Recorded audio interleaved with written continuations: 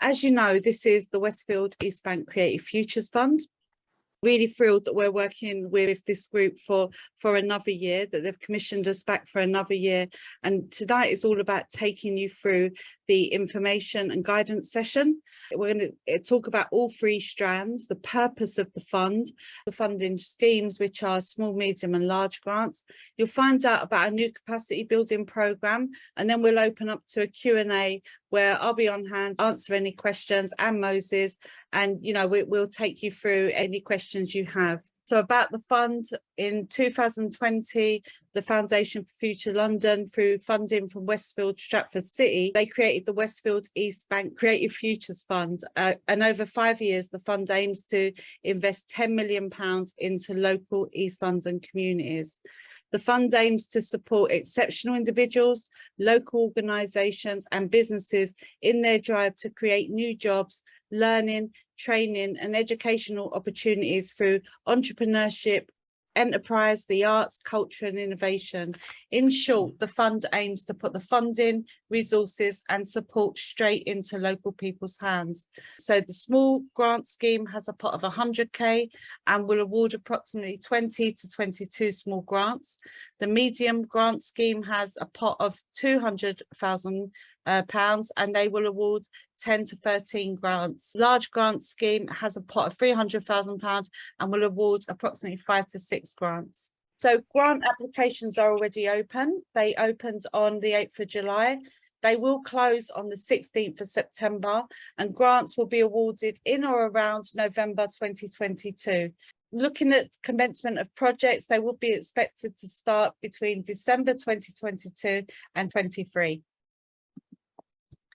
So who can apply? Equity, diversity and inclusion are at the forefront of the Foundation's grant giving, and they're actively encouraging applications from all individuals 18 plus, from diverse communities, not limited to Black, Asian and ethnically diverse, traveller, disabled, the neurodiverse community, people with mental health issues, the LGBTQ plus community, NEETs, the unemployed or the low wage, working class and people without qualifications and those experiencing housing difficulties. So I don't just want to run this session and just be reading off the slides. What I do want to say is that statement there is really big and bold, and actually it's a clear statement that this is open to everybody over 18 from East London. So yeah, really to get to grips with that. They want to make sure this funding is an opportunity, reaches a wide audience and supports locally rooted charities, organisations and community focused initiatives led by local people for local people. And that's really important to the fund. So who exactly is that? So there's individuals, charities, social enterprises, constituted companies, not constituted companies, limited companies, companies limited by guarantee, schools, unincorporated associations and community groups. So for example, you might have a parents association group or a little football club group, and they would be classed as unincorporated association or community group.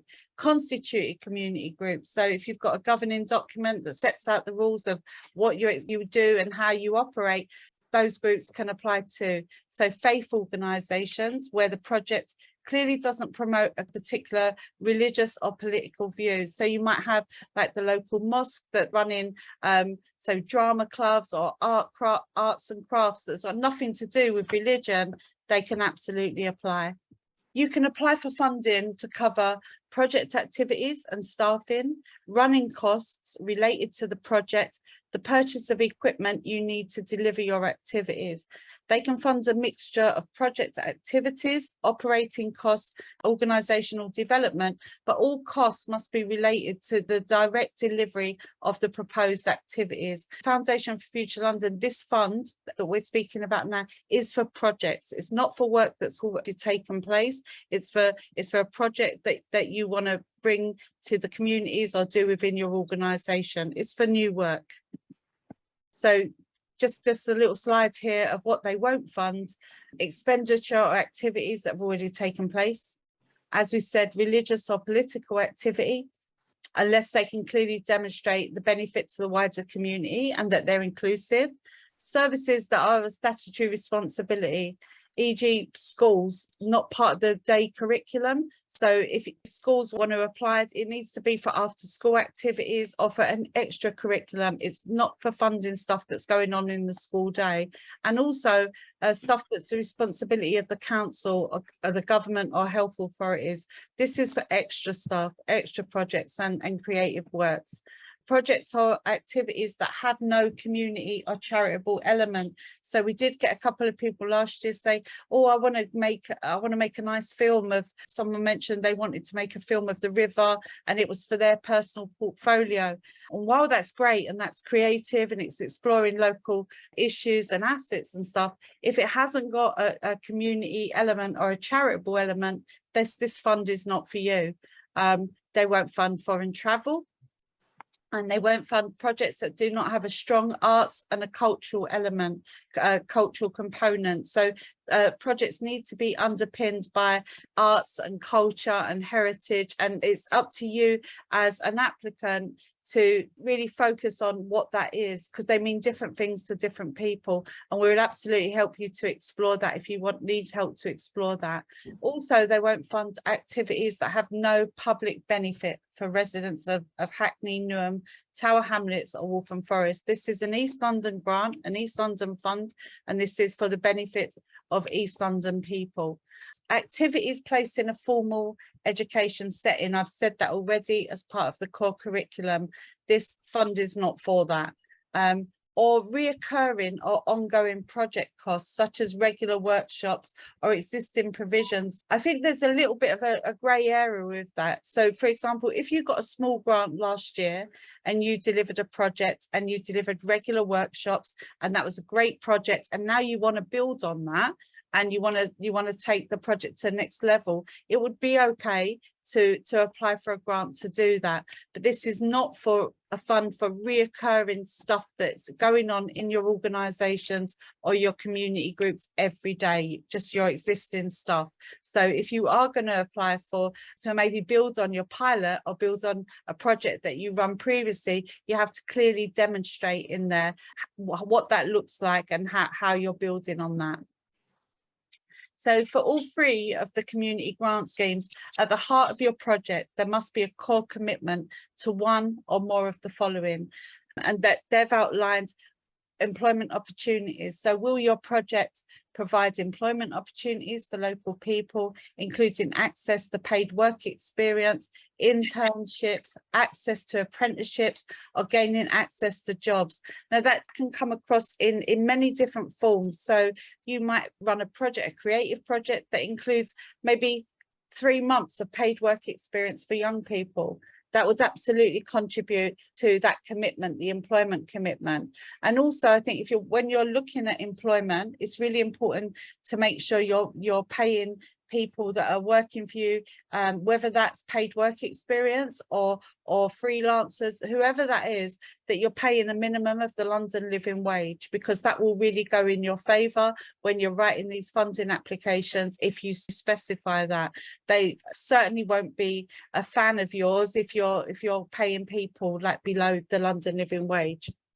Another commitment, what the fund is looking for, is learning opportunities. So will your project provide ladders of opportunity for local people? I think that is explaining that term, ladders of opportunity. That could mean several things. I think that you can interpret that as your project. So if you've got a project that is supporting young care leavers or the elderly or intergenerational work between the two, that is absolutely providing opportunities for intergenerational work. So it doesn't just have to be learning opportunities for young people. It could be learning opportunities for people who are in their retirement years. It could be intergenerational work. So you might be getting some elders to work with some younger people, and maybe there's some shared learning, a history, culture. What rich cultures do these people, the backgrounds of people? There's all of that comes into learning opportunities. So it's up to you how you would interpret that. So young people, so will your project have a young person-led approach with particular provision for young people to access broader skills, development and opportunities, careers workshops and related learning, or one-to-one coaching and mentoring. And when we say one-to-one coaching or mentoring, that doesn't have to be from somebody that's got a professional coaching qualification. That could be peer-to-peer guidance, building relationships. That could be lived experience. Leaders are coming in to share their lived experiences with other young people. You know, again, has it got a young person led approach? Have young people been, if you're working with young people, how are they leading on stuff that you're doing? How are you elevating them to take the lead and to take the reins of what you're doing? It's really important to implement that in your projects. Business and entrepreneur support. Some projects and businesses are set up to support other businesses. Will your projects be supporting people in and around entrepreneurship? Do you have an element? I know previously somebody had set up an art project, and in that art project they were teaching painting and teaching art and stuff, but actually there was an element in there that they was actually helping other groups to set up their own community groups. So that's quite entrepreneurial. You could implement some of that in there. It might be the case that some of you are going to meet several of these core commitments. And I know that in the work that I do day to day, we bring in employment opportunities, learning opportunities, young people, and business and entrepreneur support. It's quite normal, and it's quite okay if you reach a few of them, but you've got to at least reach one of them. And if you would need support to think about how you could do that, we're here for that as well. So this is an outcomes-based fund, and the Foundation for Future London has been really flexible with the outcomes, but it's got your bid, when you're pulling it together, has to meet some of these outcomes. So for the small grants, they're looking for a minimum of 2 short outcomes, and the shorter outcomes are on the left of the slide. So in there you'll have the small outcomes. Now for the medium grants, they want a minimum of 3 short to medium or long-term outcomes. So a combination of what you see on the slides for the medium outcomes. And for the large grants, there's 5 medium or long-term outcomes. So basically you've got to hit 5 out of 6 of those medium or long-term outcomes. And I think it's really important to shape your bids and shape your proposals around how you're going to meet these outcomes. Don't just list them. Don't just say, oh, by taking part in our project, participants will gain essential skills. I think the way to say it is by taking part in our personal development side of our programme, where we concentrate on presenting, on life skills, on budgeting, participants gain essential skills. See, you've put a little bit of an explanation before that. Instead of just listing it. Some people list it as it seems like an afterthought, but if you embed these answers and these outcomes in your proposal and you say why, how they're meeting these outcomes, it will flow so nicely. And with the particular workshops that we've got coming up, will take you through the actual applications and show you. But today is about giving you an overview of those outcomes and about the fund. Project activities, what they're expecting is for activities and innovative ideas that drive those outcomes that I just spoke about. So arts, culture and heritage, business and startup, collaboration. Especially if you're going through the larger grants, you've got to think about collaboration. It's not about working in isolation. It's about collaborating with other local groups or organisations doing great work. And I think you think about how you can, because really that just builds a stronger and a more socially driven East London, and that is what this fund is about. It's about levelling up and the opportunities and to be a strong contributor to the London economy. So they're actually really sort of pushing and supporting people to actually build those collaborative approaches. So really just looking at the project activities, and actually all projects can surely meet these activities on the screen. So activities around arts, culture and heritage, creative ideas, business and startup, community, collaboration. Maybe you're doing a program really focusing on COVID-19 recovery. How can you create a creative project that's focusing on COVID-19 recovery? Diversity and inclusion, that is massive to this fund. Intergenerational, got so much to learn as a community from our elders and people that come before us. How can we bring those experiences and that knowledge and that the equality, drive for equality, and work together to build a stronger East London? Creative, inclusive public realm and or placemaking. Basically, how do we make the places in and around us more creative and inclusive, and projects that support that it would be acceptable for this grant? Digital tech, how are we moving forward? How are creative projects, how is digital and tech embedded in creative projects? And health and well-being and the environment, biodiversity. There's lots of different pathways in this fund, and all underpinned by these activities on the screen, and most projects can meet this. I haven't met anyone that's pulling a project together that you couldn't tap into some of these activities on this list. So the fund needs to understand the need for your project, how you've identified this, and how local people have been involved in determining what that need is, and the planning and development of the proposed activities. You should be able to demonstrate that you've considered community engagement and consultation. Have you spoken to local people? Have you and your beneficiaries been involved in shaping and steering your project? What does that look like? You know, if you've done some consultation, how equal is that? How have you made people feel like their voice is valued or they're a part of this? That's really important to be able to demonstrate that need in your application, and also to show you've got strong links and networks to the local community to deliver the activities. Are you working with partners? Really important to say who they are and what their role is in your work. Also, another point is, have you considered longevity? So will your project provide longer term opportunities for the people and communities involved? I'll give you an example. In my day work, we run a program called Here Comes the Girls, and that was a women's empowerment program. And the group of women stayed together through a WhatsApp group chat, and they've come back. Before COVID, the group come together, and now they've come back in 2022, and they've reformed and working on the project again. And that is what they mean by longevity, is how will your project provide longer term opportunities for the communities and people involved. And it's for you to think about what happens after the project. So when the money's finished, when the funding's run out, what happens to your communities, to your projects, to the people you've supported? How do those people stay together? And I think if you can demonstrate that in your application and actually say, you know, this is what we're thinking about, our longer term plans, we're going to have a WhatsApp group, we're going to come together, we're going to maybe meet once a month, or we're going to stay connected through a Facebook group.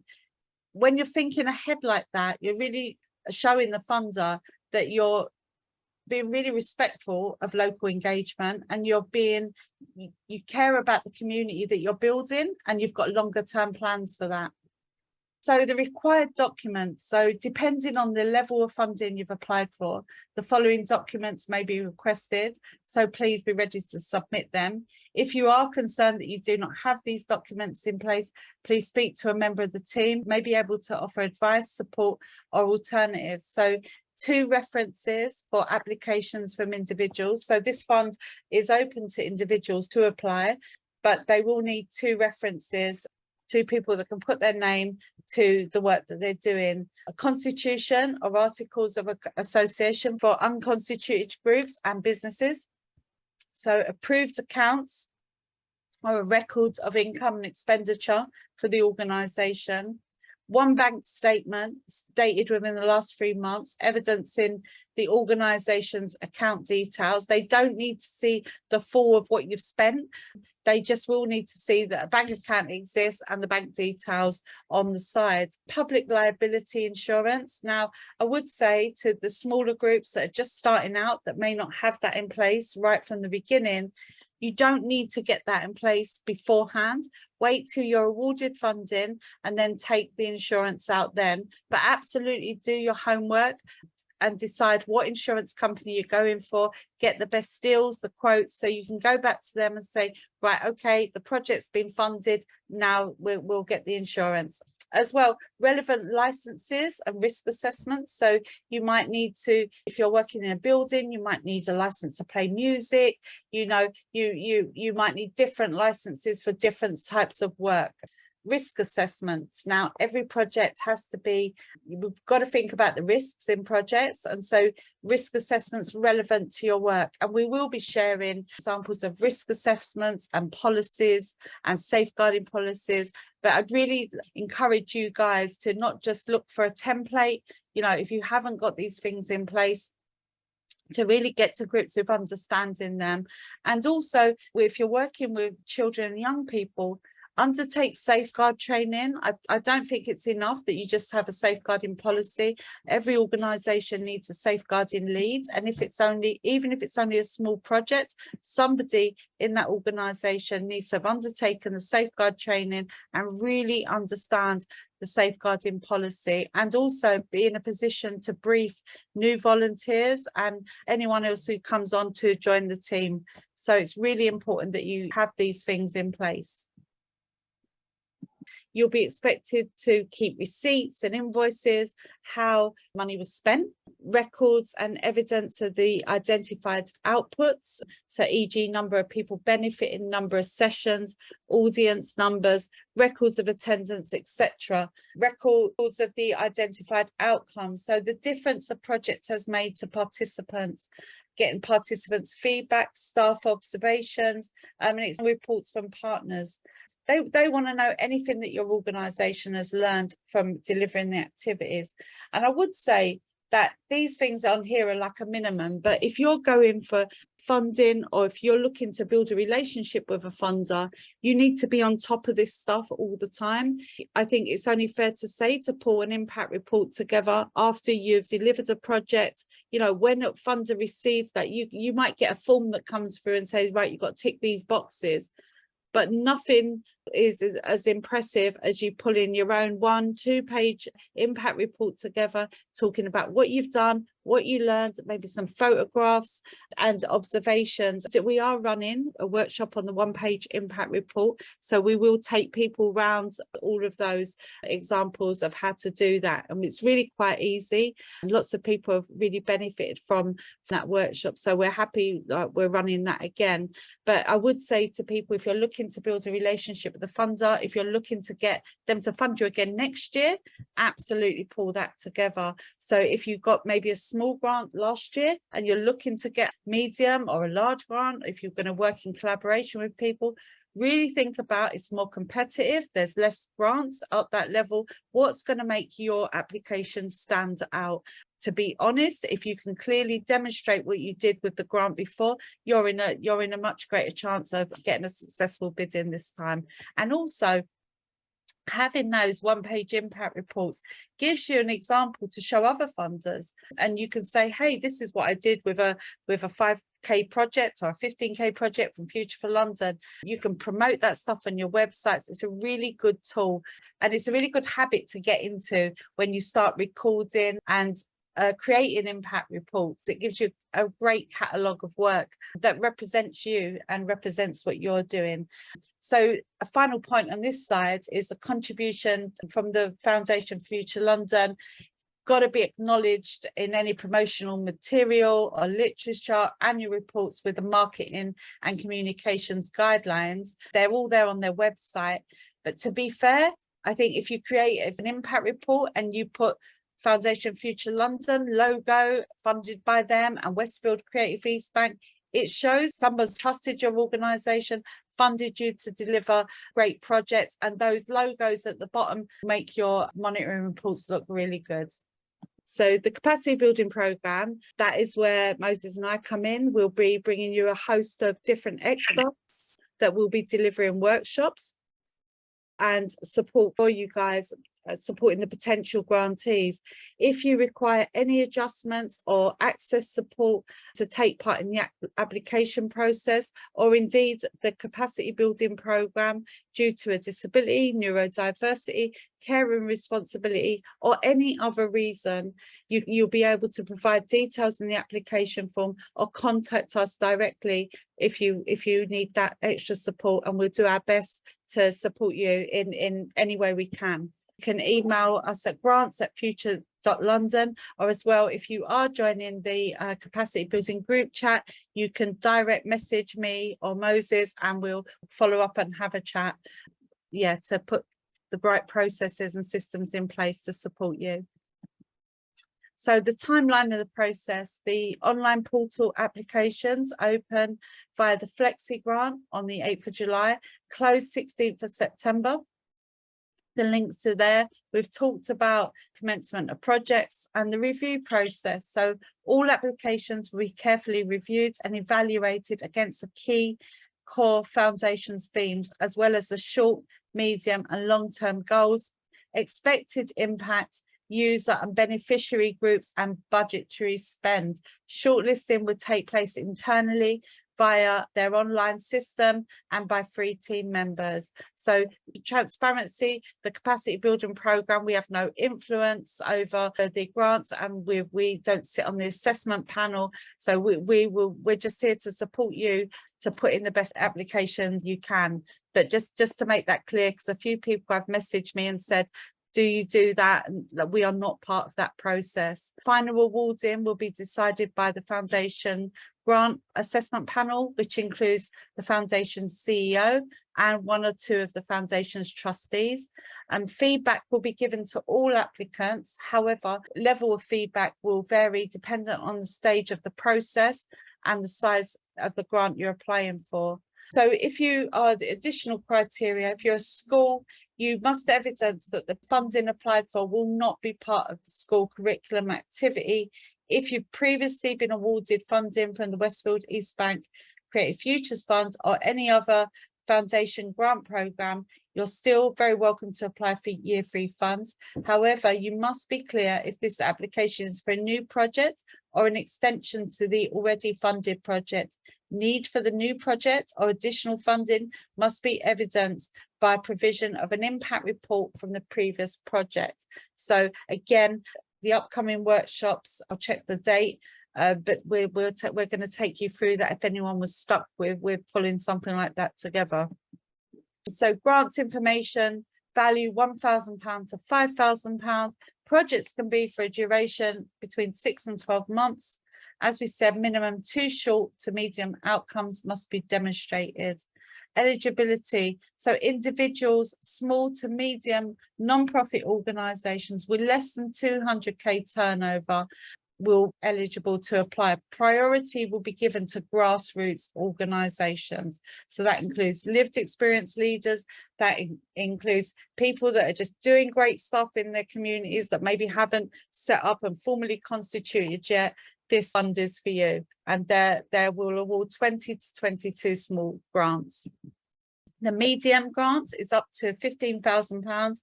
Project duration, they are looking at projects to be for 12 months, and the outcomes of minimum of 3 short, medium or long-term outcomes must be demonstrated.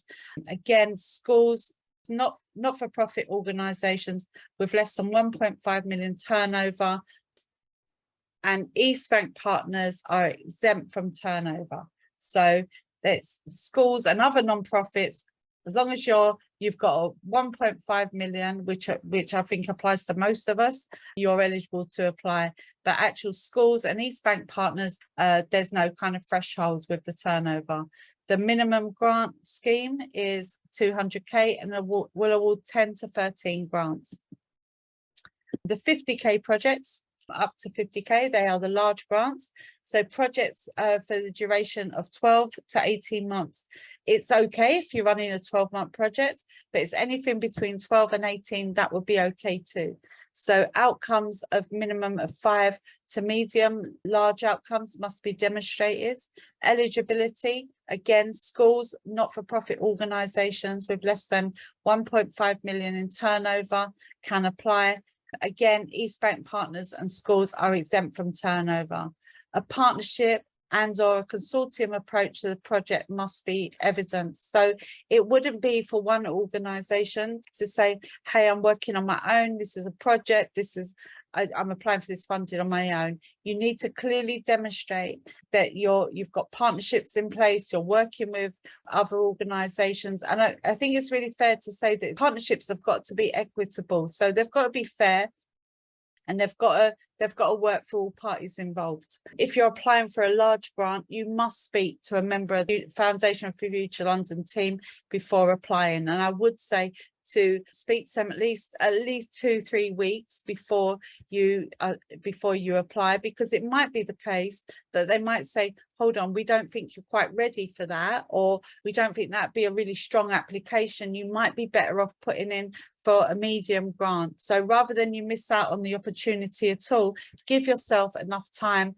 to find partners that you want to work with and go to the Foundation for Future London team with a really clear ask. If you're going for the large grant, really clear what you're going to do, who you're going to work with, over what period of time, how does it benefit local people, how have local people been involved in the planning. So really come with a clear ask when you attend that call to give your best chances of success. So the large grant scheme has a pot of 300k and will award 5 to 6 grants.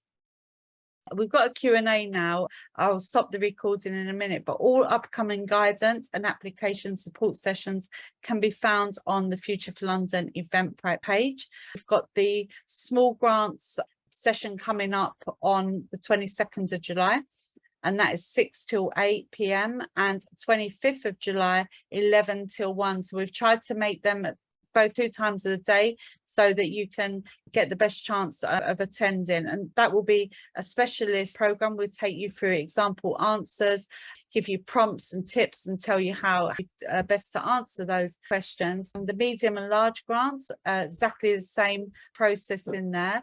That will be on the 1st of August and the 3rd of August. And the 1-page impact report masterclass. So really do think over this workshop, 2 hours, you will come away with a template of how to pull together an impact report. And believe me, you'll take all the learning and stuff you've done and pull it into a 1-page document. And hopefully that will help you to add towards your application when you're submitting.